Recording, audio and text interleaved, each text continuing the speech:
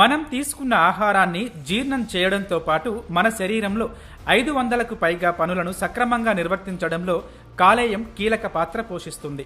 కాబట్టి కాలేయాన్ని మనం జాగ్రత్తగా కాపాడుకోవాలి. సాధారణంగా కాలేయ వ్యాధులు లివర్ 90% దెబ్బతినేంత వరకు బయటపడవు. అయితే కొన్ని సందర్భాలలో మన శరీరం ఈ వ్యాధి లక్షణాలకు సంబంధించి కొన్ని సంకేతాలను చూపిస్తుంది. వాటి గురించి ఈ వీడియోలో తెలుసుకుందాం.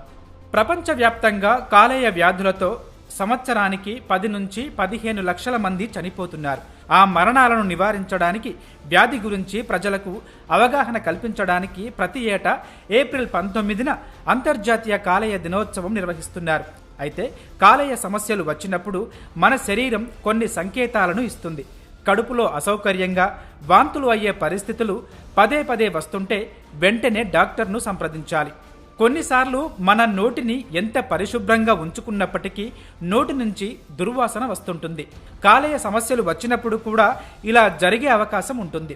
ఇలాంటప్పుడు అది నోటి దుర్వాసనే అని కొట్టిపడేయకుండా పరీక్షలు చేయించుకోవడం మంచిది. కళ్లను ప్రతిరోజు పరిశీలిస్తూ ఉండాలి. అవి కొద్దిగా పసుపు రంగులోకి మారినా వెంటనే డాక్టర్ను సంప్రదించాలి. చేతులు, కాళ్లలో వాపు రావడం కూడా కాలేయ సమస్యలకు సంకేతాలే. కాలేయ వ్యాధులను గుర్తించి ఆ తర్వాత నయం చేసుకోవడానికి ప్రయత్నించడం కంటే ముందుగానే సమస్యలు తలెత్తకుండా జాగ్రత్తలు తీసుకోవాలి. మద్యపానం, ధూమపానం మానేయాలి.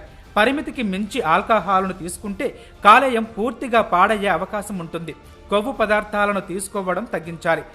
కలుషితమైన ఆహారం, నీరు తీసుకోకూడదు.